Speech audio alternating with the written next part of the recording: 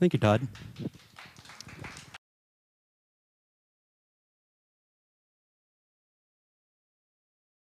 No. All right. Well then, I'm going to be talking about personal manufacturing and the Gada Prize, which is a new cash-based prize with Humanity Plus, and a bit about the future of technology. I was hoping to pause for effect here, yes. So anyway, what is transhumanism? Well, in my opinion, transhumanism, in a very simple phrase, is personalized human enhancement. So improving yourself, building yourself from the stone which you're made of. So what could this possibly mean? Well, this could mean personalized medicine, DIY genomics. It can mean whole genome analysis. It can mean whole brain emulation. It can mean molecular nanotechnology. It can mean intelligence augmentation, life extension, synthetic biology. So what you have to realize is that working on any one of these problems, even in some slight contribution, is very valuable, even if you don't become a billionaire working on it. There is still value to be had from this, even if the business models aren't quite there yet. So this unicorn will be making some appearances in my presentation to make some predictions about the future. There's going to be no software patents in the future. There's going to be really, truly synthetic life. Perhaps Venture will continue to work. And there will also be post-scarcity. So that'll happen, according to the unicorn. Also, Kurzweil's law of accelerating returns applies to personal manufacturing and personalized enhancement. So all of these technologies that are contributing back and forth to each other do in fact apply to transhumanism itself when you approach it to the human body or the human individual. So I'm going to start the story off with the Gutenberg press. So back in high school, my teachers always explained that in the literature classes in particular, that the Gutenberg press freed writers and authors, and it was a new era of freedom in literature. Well, it turns out that Gutenberg built this machine, and it was proprietary. So that means that he built it and he sold it. And to this day, printing presses are still following that same business model, or at least people who build printing presses. So the amount of freedom involved in publishing on a mass scale has never really been as much as available with the internet and computers.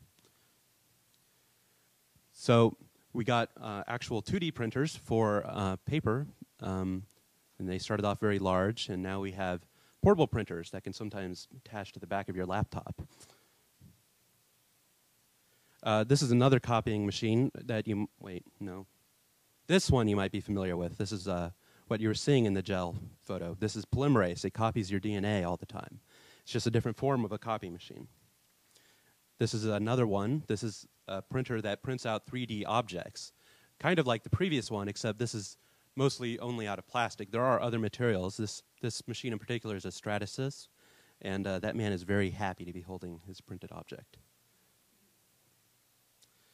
So this is another type of printer. This one is Enrico Dini out of Italy, and he prints very large objects, and sometimes in the news they'll talk about him printing out buildings and so on. And so this is a very large structure, and then there's two average people by it. And you can see here that there's a giant arm that moves back and forth on to construct its object, and inconspicuously placed in the landscapes on Google Street View.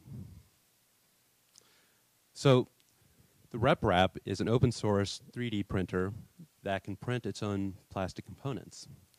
That means you can go to the website reprap.org, download all the schematics, and place a lot of orders on different websites, and eventually get parts to build your first RepRap, and then use it to build the next version of your RepRap.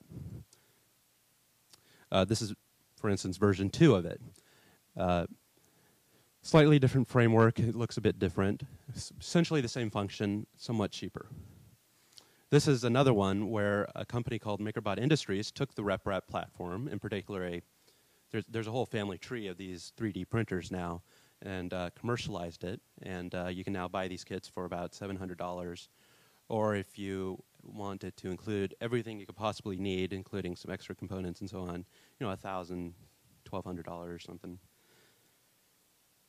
And in particular, if you're wondering how this works, plastic comes in from the top there, and the platform moves around, thus making your 3D object out of plastic. It's kind of like a hot glue gun or putting icing on a cake. So the unicorn predicts that the cost of 3D printing will drop substantially. Right now, you could probably make a 3D printer like the RepRap for about $300 if you have already been making them. So if you needed to actually get equipped and everything, it's going to cost a bit more. But this cost is substantially less than paying $50,000 for a Stratasys 3D printer. So the Gada Prize is originally from the Foresight Institute, and it was particularly made to encourage innovation on top of the RepRap platform to meet some specific goals that I'll list momentarily. And so the idea is that we'll award $20,000 by January 1st, 2013 to the individual or team or groups of individuals who meet these specific criteria points. In particular, the idea is that we want this printer to be able to print electronic circuits, PCBs, to be able to print plastic still, as well as other materials. Keep the cost under $200 for the entire thing, not including shipping costs, so that people in Sweden can still participate. And it must be able to print its own parts unattached from a computer, unattended by a human, within 10 days. And there's like one exception: if you get the print head stuck or something, you can go clean that out. And also, it must use no more than 60 watts of electricity. You can find out more at gadaprize.org. So that's really exciting. And in general, this is kind of part of a broader movement already happening. This was an interesting guide published last month called "It Will Be Awesome If They Do Not Screw It Up." And it is about 3D printing and personalized manufacturing and the concepts of copyright law, patent law, as it applies to open source hardware. So open source software we might all be somewhat more familiar with. Open source hardware is new, and there are some particular issues between the differences of copyright law and patent law that need to be resolved or more commonly understood. So in particular, to go into that, software started with copyright, because as soon as you make a creative work, you are granted a copyright under US law. Open source said, okay, well, we want to be able to explicitly say you are allowed to copy this if you allow everyone else to copy this. This is where we get the GPL license. Patent law, on the other hand, is a bit different because you are not immediately granted a patent on your invention, like a 3D printer. So if you don't have a patent in the first place, you can't really sublicense these rights out and say everyone else must keep this open source so that other people can contribute to it. Now, if you do happen to have the patent, you can do something like that, but then all of the people who base their work off of you don't have that option since they don't own the patent. So another problem and reason for the book that, or I'm sorry, the guide that was published, it's not really a book, it's more like 40 pages, is that in mass society in general, everyone is fairly primed for the model of proprietary innovation. So that means when little Jimmy invents something, you tell him to go get a patent. And people understand this model, and there's a business model behind intellectual property rights. Well, there's not really that sort of social infrastructure for an alternative to that yet. And if this is going to happen, that has to be either removed or supplemented with something that works. So if you have a 3D printer, what are you going to build? I mean, what does this have to do with transhumanism? Well, Do-It-Yourself Biology is a group formed over the internet of people who believe that they should be doing biology work outside of academic and institutional settings. There's a great deal of projects going on in the community, some that aren't as dangerous as you might think, and others that seem a bit odd, such as making your yogurt glow in the dark. Not particularly practical in terms of a business maybe, but it is certainly enjoyable. So I had to include a graph. This is a graph of the news-based popularity of DIYbio. There's been a massive amount of publicity and media coverage. This is actually a cumulative graph of the number of articles per month since 2002. And there are some interesting trends, actually, or just points to point out. Wired got to it pretty much first. And then the New York Times and NPR picked it up. They even did a video bit on it. And Slashdot just got to it. So anyway.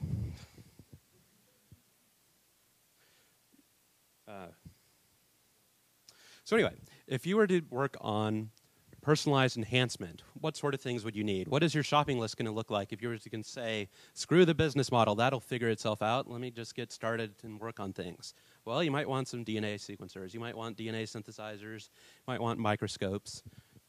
You know, a microscope would be nice to have in general. Well, people are already starting to work on these different projects. They are already open source hardware projects. You can, like the RepRap, go online and get these plans and schematics. And I'm just going to go briefly through all of these, and you might spot something you like, maybe not.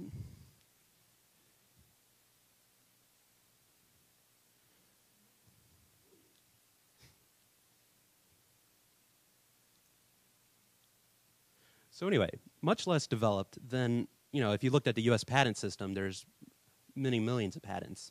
And so there's not quite the selection that you'd see in the US patent system, but the alternative is that all of these are available to download and to make yourself. There's also software projects, of course, in any open source community.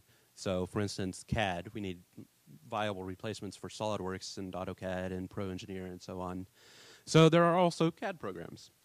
But not just for giant macro-mechanical projects, but also nanotechnology projects. I'm pleased to also quasi-announce that the original developer of NanoEngineer, NanoRex, when they closed down a few years ago, they had released a open source nanotechnology molecular machinery CAD program. So anyway, the entire development history of it has now been released, and so the project can continue without NanoRex being around. So that's very important so that we get an open source start to nanotechnology. If molecular machines are going to be created, I want to have one. So with all these different hardware projects out there, we need help with aggregating all of them and making practical use of them. So the basic concept that I always like to apply in this area is the idea of bringing software development methods to hardware. Hardware development is always a bit peculiar to me because when I go look at companies and so on and how they use PDM, it's really broken. And maybe I'm just more used to software projects, but in terms of collaboration and so on, sharing with a large team of mechanical engineers your projects and files and so on is very difficult. Transhumanists tend to be on the cutting edge of technology, so there's perhaps some order that we could bring to the chaos. So what you can do if you want to really get involved in making the future is go join a hackerspace in your area. There's many of them. I'm sure you have one near you. And if you don't, you have people near you who want to make one. A hackerspace is a public space where people can come to make and learn just about anything. It's usually open during the day, and you can come and work on your projects. They hold classes, and there's a great deal of fun activities planned. One of them is BioCurious, which does not actually have a physical space yet, but it was started by Joseph Jackson, who spoke yesterday.